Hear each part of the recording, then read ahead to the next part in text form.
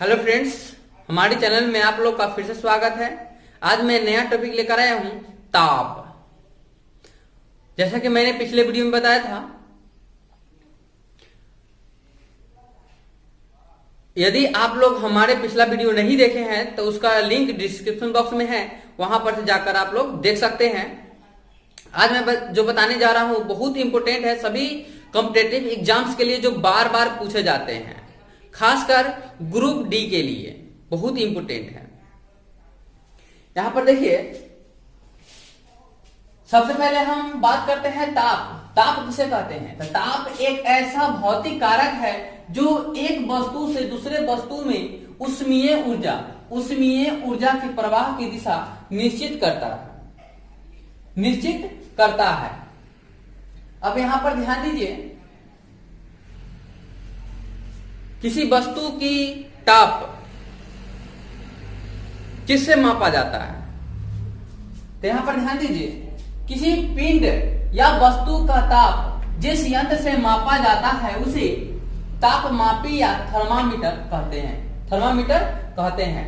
यहां पर ध्यान दीजिए, अगला टॉपिक हमारा, ताप को निम्नलिखित पैमाना में मापा जाता है। पैमाना का मतलब स्केल होता है। यहां पर ध्यान दीजिए, एक नंबर में है सेल्सियस पैमाना यानी सेल्सियस स्केल। दूसरा है फॉरेनहाइट पैमाना, फॉरेनहाइट स्केल। उसके बारे में पढ़ेंगे केल्विन स्केल। उसके बाद पढ़ेंगे रोमर पैमाना। और इस वीडियो को अंत तक देखें। इसमें मैं बताऊंगा सेल्सियस से फॉरेनहाइट में बदलने का नियम, फॉरेनहाइट से केल्विन में बदलने का नियम, केल्विन से रोमन में बदलने का नियम। सब एक ही ट्रिक से सब ज्ञात हो जाएगा। इसीलिए इसका नाम हम रखे हैं 1 में 4। एक फार्मूला से चारों में हम बदल सकते हैं। उनमें से एक नंबर में था सेल्सियस पैमाना, दूसरा नंबर में था फॉरेनहाइट पैमाना, तीसरा नंबर में था केल्विन पैमाना और चौथा नंबर में था रोमर पैमाना। यहां पर देखिए, सेल्सियस पैमाना के बारे में थोड़ा सा जान लेते हैं और उसके बाद जानेंगे फॉरेनहाइट पैमाना के बारे में। यहां पर ध्यान दीजिए, सेल्सियस स्केल पर सामान्य वायुमंडलीय दाब पर पिघलते हुए बर्फ का तापमान 0 डिग्री सेल्सियस और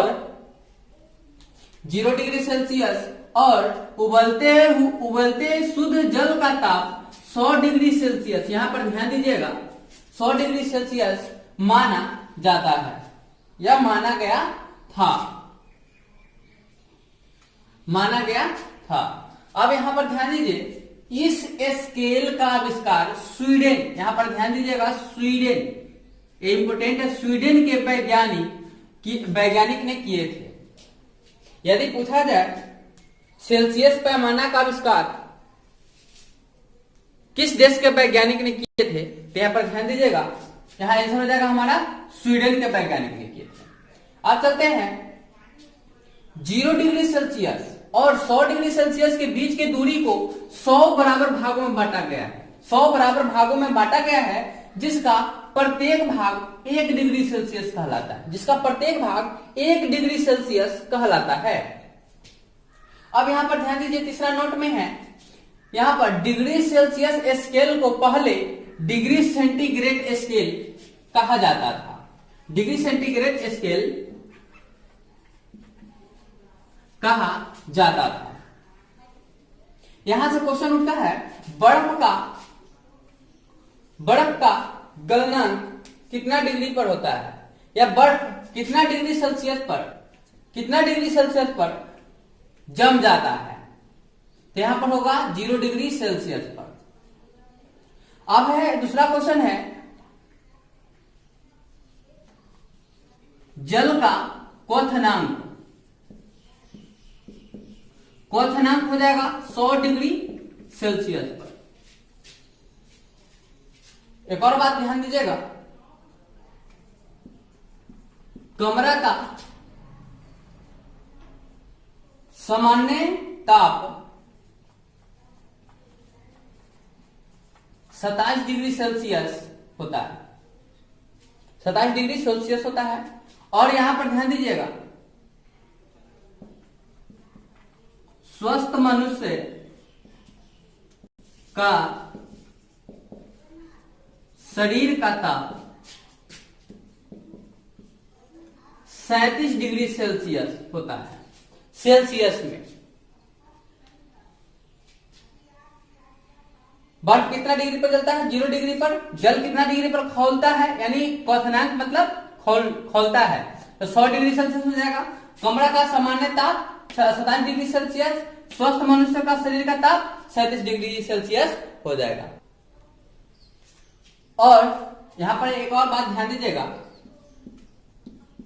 इसे बात तो जान गए, अब याद रखिएगा, परम शून्य तापमान, परम शून्य तापमान, तो यह हो जाएगा -273 डिग्री सेल्सियस। किसी भी वस्तु का तापमान -273 डिग्री सेल्सियस से कम नहीं होता है। अब चलिए फ़ारेनहाइट के बारे में जानते हैं। तो फ़ारेनहाइट स्केल में हिमांक बिंदु 32 डिग्री फ़ारेनहाइट और तथा भाप बिंदु 212 डिग्री फ़ारेनहाइट अंकित किया गया है। यहां पर एक और बात ध्यान दीजिए, यहां पर जो हिमांक बिंदु यानी कि जल का बर्फ में जमना यहां पर 32 डिग्री सेल्सियस हो जाएगा, 32 डिग्री सेल्सियस हो जाएगा। यानी बर्फ कितना डिग्री पर जमता है, कितना डिग्री फ़ारेनहाइट पर? तो 32 डिग्री फ़ारेनहाइट पर। तो अगर सेल्सियस में पूछा जाए तो 0 डिग्री सेल्सियस पर। चलिए इसको हम फॉर्मूला पर भी बताएंगे कैसे इसको ज्ञात किया जाएगा। अब चलते हैं, यहां पर 32 डिग्री फ़ारेनहाइट और 212 डिग्री फ़ारेनहाइट के बीच की दूरी को 180 बराबर भागों में बांटा गया है। एक नंबर में सेल्सियस पैमाना, 2 नंबर में फ़ारेनहाइट पैमाना के बारे में पढ़ चुके हैं। अब चलते हैं तीसरा नंबर में केल्विन पैमाना। केल्विन पैमाना में याद रखिए, हिमांक बिंदु 273 केल्विन और भाप बिंदु 373 केल्विन में अंकित किया गया है। इनके बीच की दूरियों को 100 बराबर भागों में बांटा गया है। ध्यान रखिएगा, इन दोनों बिंदुओं के बीच की दूरी को 100 बराबर भागों में बांटा गया है। अब चलते हैं अगला नंबर पर, रोमर पैमाना। रोमर पैमाना में याद रखिएगा, रोमर पैमाना में हिमांक बिंदु 0 डिग्री रोमर और भाप बिंदु 80 डिग्री रोमर अंकित किया गया है। इन दोनों के बीच की दूरी को 80 बराबर भागों में बांटा गया है। अब यहां पर ध्यान दीजिए, सेल्सियस पैमाना को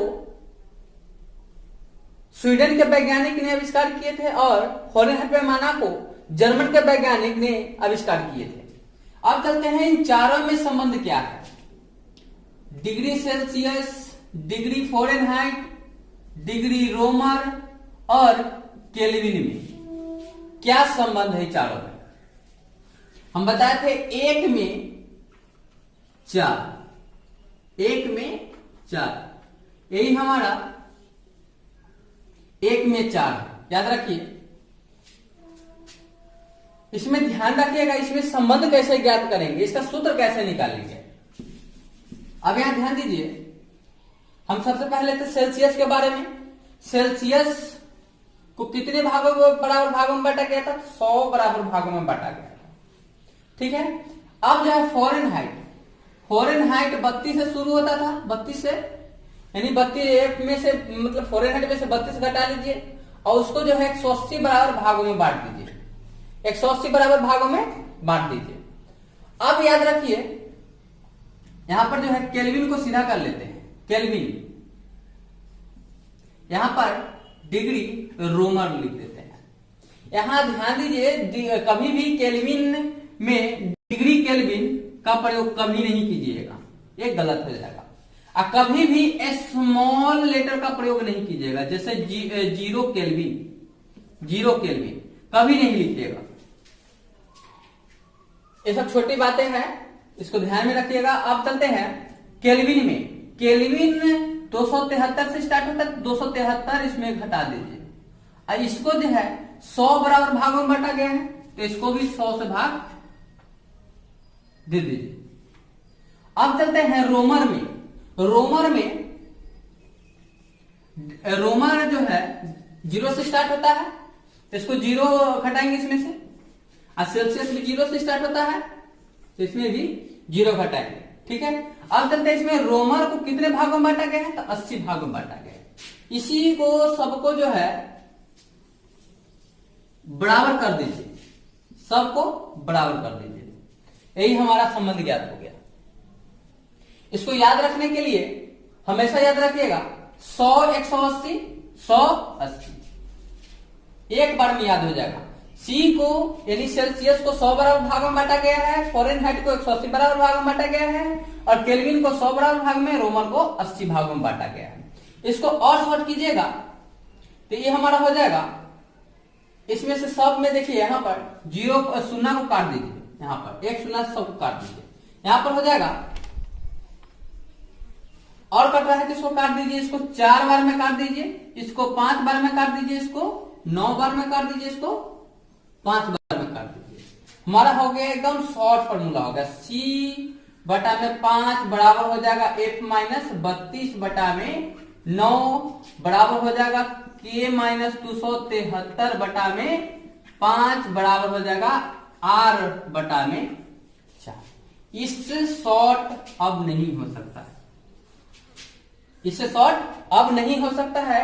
जब भी हमें सेल्सियस में क्वेश्चन में दे देगा, सेल्सियस में मान दे देगा, अगर फॉरेनहाइट में पूछेगा तो ये दोनों को बराबर कर देंगे, इसको नहीं मानेंगे, इसको छोड़ देंगे, क्योंकि ये दोनों बराबर है। इसमें जैसे देखिए अब न्यूमेरिकल पर चलते हैं, 2-4 न्यूमेरिकल रखते हैं इसमें। ये रहा हमारा 1 नंबर क्वेश्चन, किसी वस्तु का ताप 0 डिग्री सेल्सियस है तो उसका ताप 4 डिग्री फॉरेनहाइट में, केल्विन में और रोमन में कितना होगा। तो सबसे पहले हम इसको फॉरेनहाइट में बनाते हैं, ये दोनों को सूत्र लेकर। फॉरेनहाइट में बदलने के लिए हमें ये दोनों फार्मूला का यूज करना होगा, इतना का। इसका फार्मूला क्या हो जाएगा, C बटा में 5 बराबर हो जाएगा, C बटा में 5 बराबर हो जाएगा F माइनस 32 बटा में 9 हो जाएगा। यहां C का मान कितना है, C का मान 0 डिग्री सेल्सियस में। अब यहां देखिए 0, यहां रखेंगे 0 बटा में 5 बराबर F माइनस 32 बटा में 9। यहां पर देखिए 9 को हम 0 से गुना करेंगे तो 0 हो जाएगा, और 0 को जब हम 0 में हम जब 5 से भाग देंगे तो इसका भी मान 0 हो जाएगा। यहां पर बच गया F माइनस 32, यहां पर माइनस में है, इधर आकर प्लस में हो जाएगा, यानी F बराबर 32 डिग्री हो जाएगा। यानी यही हमारा आंसर हो गया, यानी F में डिग्री फॉरेनहाइट में इसका मान कितना हो जाएगा, 32 डिग्री फॉरेनहाइट, ये हमारा आंसर हो गया। इसको हम ऐसे भी लिख सकते हैं 0 डिग्री सेल्सियस बराबर 32 डिग्री फॉरेनहाइट। अब चलते हैं दूसरा नंबर पर, C बराबर 0 डिग्री दिया हुआ है, C बराबर 0 डिग्री दिया हुआ है। अब हमको निकालना है क्या चीज में, फॉरेनहाइट निकाल लिए हैं, अब निकालना है केल्विन में। तो केल्विन में निकालने के लिए हम ये दोनों को एक साथ करेंगे, C बटा में 5 बराबर हो जाएगा K माइनस 273 बटा में 5। ये दोनों सूत्र याद रखिएगा। यहां देखिए दोनों 5 से 5 कर देंगे, यहां C का मान 0 रखेंगे, 0 बटा में 5 बराबर K माइनस 273 बटा में 5, 5 से 5 कैंसिल हो जाएगा। यहां पर 0 डिग्री सेल्सियस बराबर हो जाएगा K माइनस 273। जब 273 को इधर लाएंगे तो प्लस में हो जाएगा, यानी 273 केल्विन, 273 बराबर Q हो जाएगा, यानी K का मान कितना हो जाएगा, K बराबर 273 केल्विन। इसको हम ऐसा भी लिख सकते हैं 0 डिग्री सेल्सियस बराबर 32 डिग्री फॉरेनहाइट बराबर 273 केल्विन। अब चलते हैं तीसरा, हमें अब रोमन में निकालते हैं इसका। C बराबर 0 है, ध्यान से देखिए। अब ये बात दोनों फॉर्मूला यूज करेंगे, C बटा में 5, C बटा में 5 बराबर r बटा में 4, r बटा में 4। अब यहां ध्यान दीजिए, c का मान हम 0 रखेंगे, 0 बटा में 5 बराबर r बटा में 4। जब हम 4 को हम 0 से गुना करेंगे तो 0 हो जाएगा, और 0 में 5 भाग देंगे तो 0, यानी r का मान जो है तो 0 डिग्री हो जाएगा, 0 डिग्री रोमन। तो इसको हम ऐसे भी लिख सकते हैं, 0 डिग्री सेल्सियस बराबर होता है 32 डिग्री फ़ारेनहाइट बराबर होता है 273 केल्विन के बराबर होता है 0 डिग्री रोमन के, 0 डिग्री रोमन के। चारों में से यदि कोई भी पूछा जाए, उम्मीद करते हैं आप लोग नहीं भूलिएगा। 0 डिग्री सेल्सियस बराबर होता है 0 डिग्री रोमन के, 0 डिग्री सेल्सियस बराबर होता है 32 डिग्री फ़ारेनहाइट के, 0 डिग्री बराबर होता है 273 केल्विन के बराबर होता है। अब चलिए दूसरा नंबर क्वेश्चन पर चलते हैं। दूसरा नंबर क्वेश्चन बनाने से पहले हमारे वीडियो को अंत तक देखिए। इसके बाद जो है 20 क्वेश्चन रहेगा, इसमें 20 क्वेश्चन को मात्र 2 मिनट में बनाएंगे। उसमें न्यूमेरिकल भी है और बहुत इंपॉर्टेंट क्वेश्चन भी है, जो सभी परीक्षाओं के लिए बहुत महत्वपूर्ण है। ये रहा हमारा दूसरा क्वेश्चन। दूसरा क्वेश्चन बनाने से पहले हमारा वीडियो देखने के बाद आप लोग को लगेगा एक ही ट्रिक काफी है, एक ही ट्रिक जिंदाबाद, याद रखिएगा, एक ही ट्रिक जिंदाबाद। अब चलते हैं यहां पर, किसी वस्तु का ताप 40 डिग्री सेल्सियस, माइनस में 40 डिग्री सेल्सियस है, सी का मान दे दिया है -40 डिग्री सेल्सियस, तो इसका डिग्री फ़ारेनहाइट, केल्विन और डिग्री रोमन में कितना होगा। तो सबसे पहले एक नंबर में चलते हैं, ये दोनों को एक साथ करते हैं। सी बटा में 5 बराबर f माइनस 32 बटा में 9 हो जाएगा। सी का मान कितना रखना है, माइनस में 40 रखना है, -40 बटा में 5 बराबर f माइनस 32 बटा में 9। अब यहां देखिए, इसको काटेंगे तो 8 बार में कट जाएगा, 8 9 72, माइनस में 72 हो जाएगा, बराबर है f माइनस 32। इधर माइनस में ही इधर आकर प्लस में हो जाएगा, -32 72 और प्लस 32 बराबर f। अभी दोनों घटाएंगे तो हमारा कितना आ जाएगा, माइनस में 40 डिग्री आ जाएगा, यानी f का मान भी, डिग्री फ़ारेनहाइट का मान भी -40 डिग्री हो जाएगा।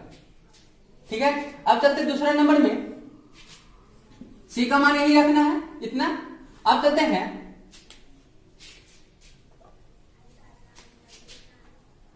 c बटा में 5, अब चलते हैं बराबर कर दीजिए इसको k माइनस 273 बटा में 5। यहां पर ध्यान दीजिए, अब यहां पर -40 बटा में 5 बराबर k माइनस 273 बटा में 5 हो जाएगा, 5 से 5 खत्म।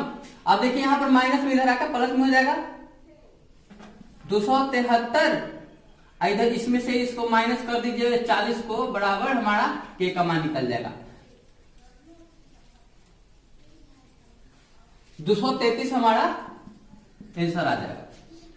यानी कि हमारा जो है माइनस में 40 डिग्री सेल्सियस बराबर होता है, माइनस में 40 डिग्री फ़ारेनहाइट बराबर होता है 233 केल्विन, 233 केल्विन के होता है। अब चलते हैं